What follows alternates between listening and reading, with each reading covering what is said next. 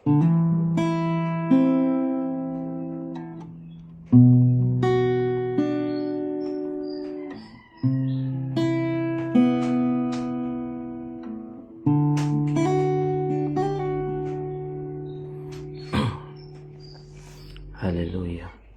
Purihin po ating Panginoon. Muli isang mapagpalang araw po sa ating lahat. Una tigit sa ating Diyos na buhay. Pangalawa po sa inyo aking mga kapatid sa Panginoon. Ako po si Brother J.B. Losada. Mula po sa Door of Faith Church, Abu Dhabi, United Arab Emirates. Sa pangunguna po ng ating buting pastor, Pastor Nervin Javier. Tayo po muli ay magbubulay-bulay sa salita ng ating Panginoon. Bago po ang lahat, tayo po muna ay umawit sa ating Panginoon ng pinananabikan. Hallelujah. Purihin kayo, Panginoon.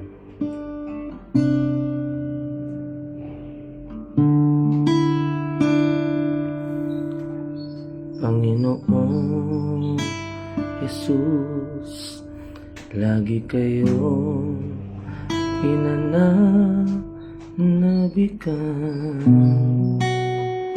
ng puso kong ito,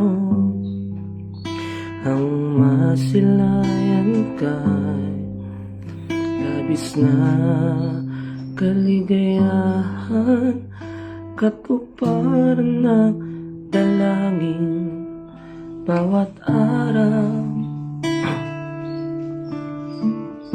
Hallelujah. Panginoong Jesus, lagi kayong pinananabikan ng puso kong ito, ang masilayan kay labis na kaligayahan, katuparan na dalangin bawat araw. Hallelujah. Ating Panginoon,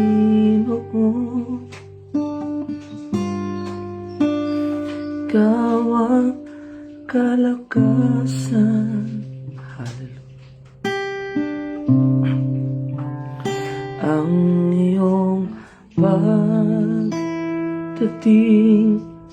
ng aking kaaliwan,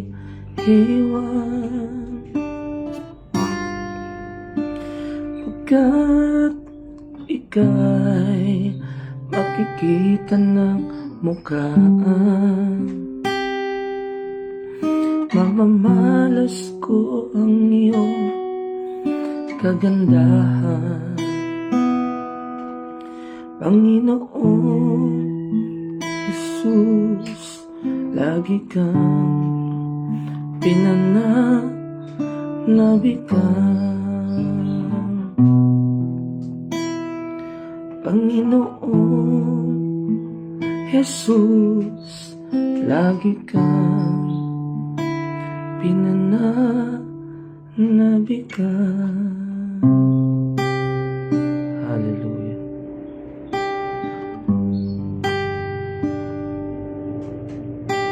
Purihin kayo, Panginoon.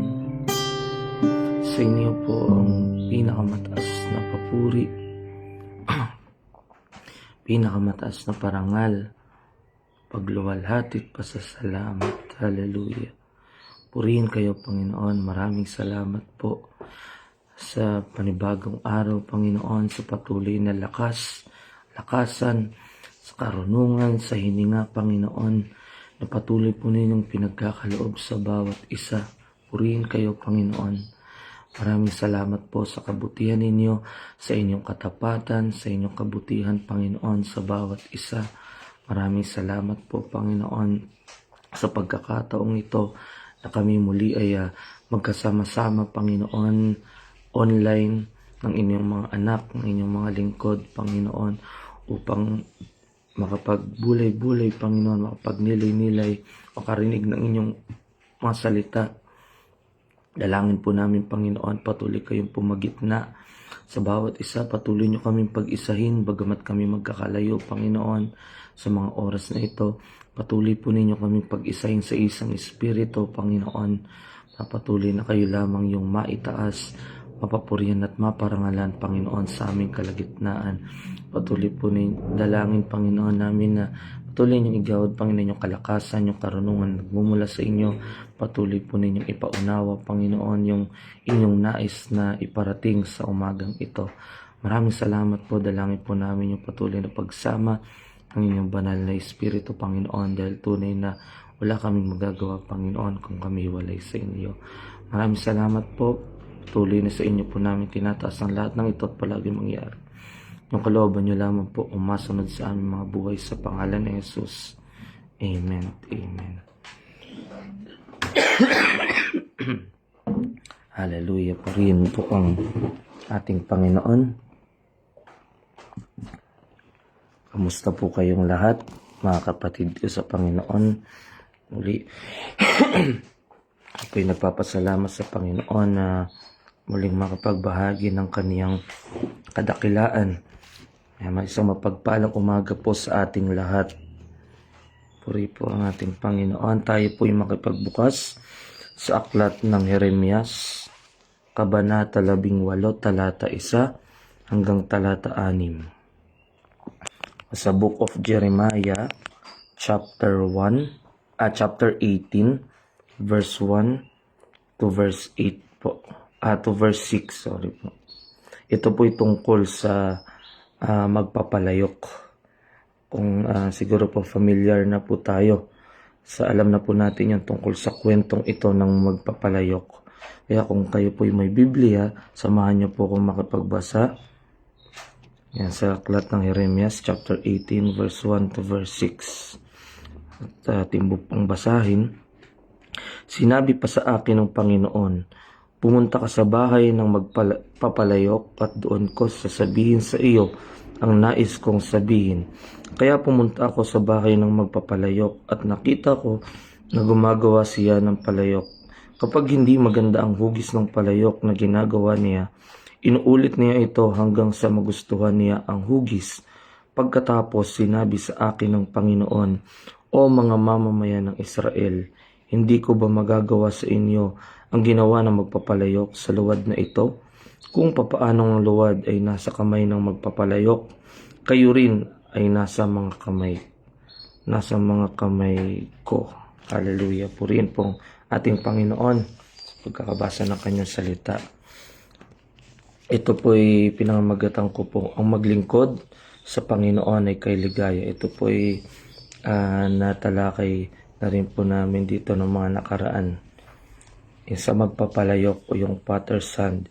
Ito po yung ikinukumpara po ito, yung kwentong ito sa paghubog sa ating mga Kristiyano. Sa buhay po ng ating propeta Jeremias, natitiyak ko po nakilala na po natin si propeta Jeremias. Na tinawag po si propeta Jeremias sa kanyang murang edad at itinalaga bilang propeta ng bansa o ng kaharian ng Huda. At siya po ay tinawag na umiiyak na propeta dahil sa kanya pong labis na pagmamahal sa kanyang mga kababayan. At dahil po sa kanyang tapat na paglilingkod o paghahayag na salita ng ating Panginoon, ay naranasan po ni propeta Jeremias yung mga matitinding paghihirap, pagtataksil ng mismong kanyang kababayan.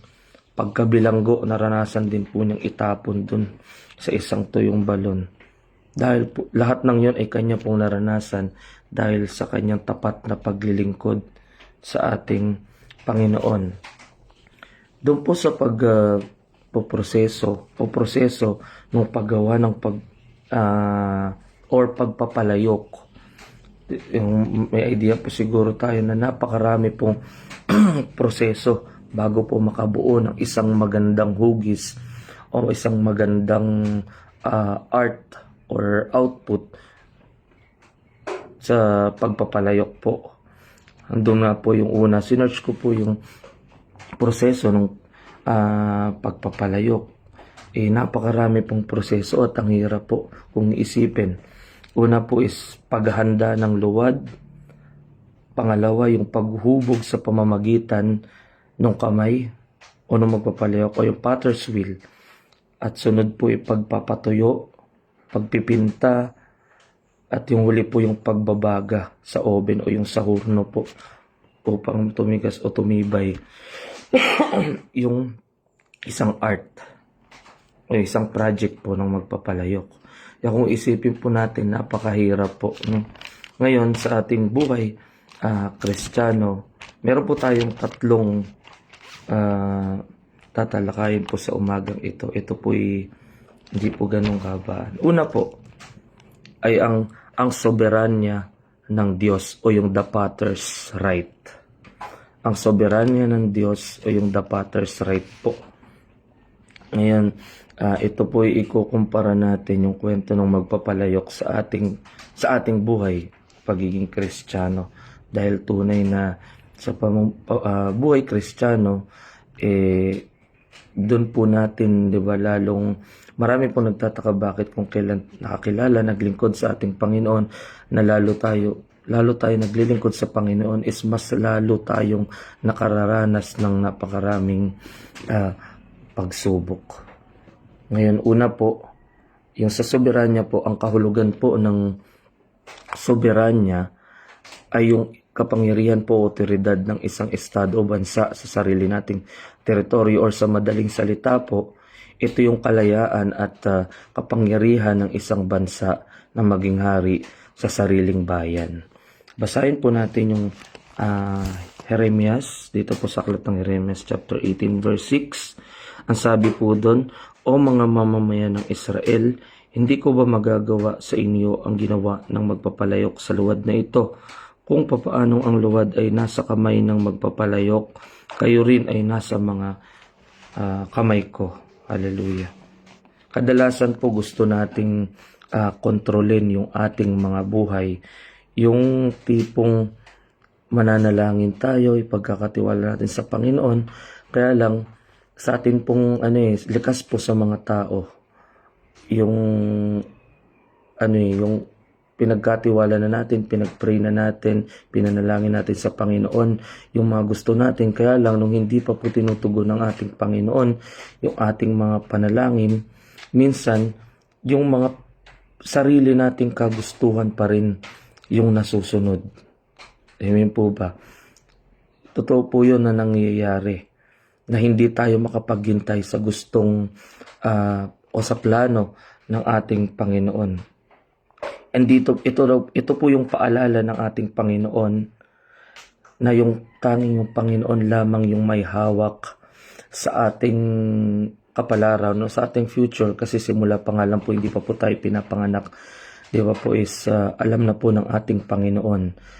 May plano na, may magandang plano na po yung Panginoon sa atin. Wala pa po tayo sa sinapupunan o sa tiyan ng ating mga magulang, is nandun na yung magandang plano para sa atin ng ating Panginoon. At tiyak naman po tayo na yung kaniyang plano o yung plano ng ating Panginoon ay mas mataas o mas mainam, at yun yung pinakamabuti kaysa sa sarili po nating plano. Kaya andun yung mahalaga talaga na tayo po, communicate or palaging manalangin. Huwag po nating palaging kalimutan na manalangin at humingi ng pagsama ng ating Panginoon, kasi kung sa atin lamang po, maiinip talaga tayo dun sa mga natin pagka yung tipong yung pinanalangin natin o yung mga plano natin, maiinip talaga tayo kung sa atin lamang po, kasi tao tayo. Pero sa biyaya ng ating Panginoon, kaya tayo patuloy nakapanatilit, nagtitiwala ng buo sa ating Panginoon. Kasi tiyak tayo na may magandang plano ang ating Panginoon. Sabi po sa Jeremiah 29:11, Purihin po ang ating Panginoon. Pangalawa po ay ang paghubog ng Diyos. Ang paghubog ng Diyos o yung the process of shaping. Doon po sa dito po tayo doon sa process po ng pagpapalayok is yung sa pag-shape na po. Gayun din po sa atin, yung paghubog ng Panginoon sa ating buhay in the process of shaping. Basahin po natin yung Jeremiah chapter 18 verse 4. Kapag hindi maganda ang hugis ng palayok na ginagawa niya, inuulit niya ito hanggang sa magustuhan niya ang hugis. Hallelujah. Sabi po doon, yung isang magpapalayok, pag gumagawa po siya ng art, pag hindi niya nagustuhan yung exact na shape or hindi niya nagawa yung eksaktong hulma na gusto niyang gawin, ay inuulit po niya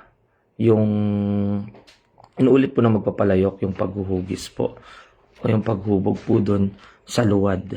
Sa atin pong mga Kristiyano, sa atin pong mga kapatid, unang-una yung paghubog po sa atin talaga ay yung mga pagsubok, yung mga kamalian sa buhay. Yun po yung ginagawang paraan sa atin ng Panginoon upang tayo po'y hubugin. Sinusubukan po tayo ng Panginoon sa pamamagitan ng mga pagsubok. Pero hindi po yun tulad ng ginagawa ng mga magpapalayok na pagka hindi na po napapakinabangan ay itinatapo na po. Hindi po ganon.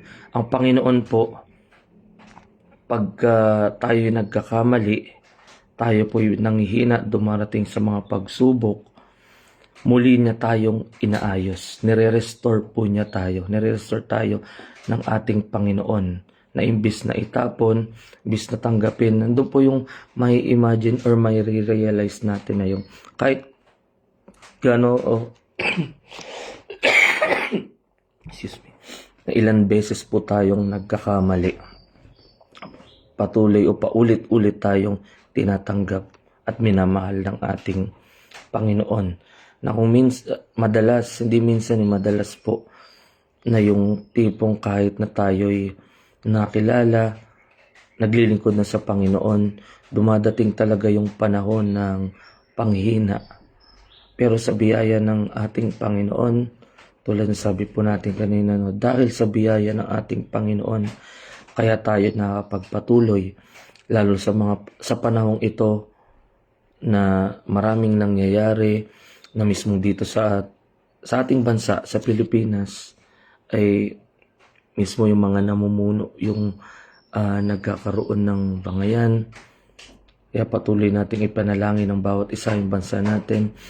Marami na pong sign talaga na nalalapit na po yung pagbabalik ng ating Panginoon. Kaya patuloy tayo sa paglilingkod.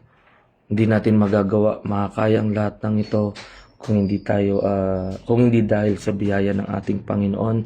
Kaya patuloy po tayong magpahubog sa ating Panginoon, dahil sabi nga po doon ay tiyak na pagka yung Panginoon yung naghubog sa atin, tiyak magiging maganda. Kumbaga sa isang luwad o sa isang art, pagka ang Panginoong Diyos, ang Panginoon yung naghubog sa atin, tiyak maganda yung output, maganda yung kalalabasan natin. Kaya sabi nga po, imbis na tayo'y magmukmok, magalit, sisihin, minsan may mga tao na nasisisi yung Panginoon, bakit nararanasan yung mga gantong pagsubok. Imbis na ganun po yung gawin natin, minsan kasi may mga taong imbis na mas lalong lumapit sa Panginoon, mas lalong lumalayo pagka nakararanas ng mga pagsubok. Hindi po tayo ganun. Sa halip ay manalangin tayo at mas lalo po tayong magtiwala sa ating Panginoon, sa Kanyang kayang gawin sa ating mga buhay. At pangatlo po, yung panghuli, ang pangangailangan ng pagsunod o yung the call to repentance. The call to repentance. Basahin po natin yung Jeremiah chapter 18 verse 11. Sabi po dito, kaya sabihin mo sa mga taga-Huda at mga taga-Jerusalem na ito ang sinasabi ko, makinig kayo May binabalak akong kaparusahan para sa inyo. Kaya tumigil na kayo sa masasama ninyong pag-uugali. Ang bawat isa sa inyo ay magbago na ng ginagawa at pag-uugali. Hallelujah. Ang luwad po o yung clay po na ay dapat maging malambot sa kamay ng magpapalayok. Bago po yun ulmahin ng isang magpapalayok, kailangan po ay maganda po talaga yung tawag po doon. Hinahanda po ng magpapalayok talaga ng mabuti yung isang luwad o yung isang clay para maihulma po niya ng maayos. Ang katigasan po ng ulo, ito po, ito yung isa sa yung, kahit na Kristiyano o nakakilala sa ating Panginoon, dumarating talaga sa pagkakataong ito, yung katigasan ng ulo daw po. Yun po yun yung nagpapahirap sa proseso o yung sa paghubog ng ating Panginoon sa ating sa ating isang tulad ng isang tao o na isang Kristiyano. Yun po yung nagpapahirap sa paghubog ng Panginoon. Kumbaga, lalo yung nagmamatigas. Yung isang pusong nagmamatigas. Yun talaga, kaya hindi makakilos yung ating Panginoon ng 100% sa ating buhay. Kasi mismong tayo yung nagmamatigas. Hindi makakilos ang ating Panginoon, yung banal na Espiritu, kapag mismo tayo ay nagmamatigas pa. Kapag yung hindi pa natin totally 100% or yung 100% na naisusuko lahat. Ilang beses dito po sa talatang ito, ilang beses po na kung mababasa natin yung aklat ng Propeta Jeremias, ay ilang beses po binalaan ng ating Panginoon yung kanyang sariling bayan, yung bayan ng Israel. Pero sa halip na paniwalaan si Jeremias, inusig pa po si Propeta Jeremias. Kaya sa atin po, mga kapatid, ay ibigay po natin yung 100% yung lahat, yung buong pagtitiwala natin sa ating Panginoon. Kasi kung isipin po natin sa mga nangyari, kung naranasan na po natin, sigurado po ako na naranasan na po natin yung kabutihan ng ating Panginoon na sa kalagitnaan ng pagsubok, yung naranasan na po natin siguro yung para wala na tayong malapitan, na wala na yung sa panahon na hinang-hina na tayo, yung wala na tayong feeling natin, pasa na natin lahat, wala nang pag-asa, pero yung Panginoon nandyan, nakaabang yung kamay ng ating Panginoon. Kasi pag sa tao tayo lumapit, minsan mabibigo pa tayo minsan yung tao na inaasahan mo pa, nakala mo tutulong sa atin, yun pa yung bibigo sa atin. Pero yung Panginoon, kahit kailan, hindi tayo binigo ng ating Panginoon. Kaya lubos tayong magtiwala sa ating Panginoon.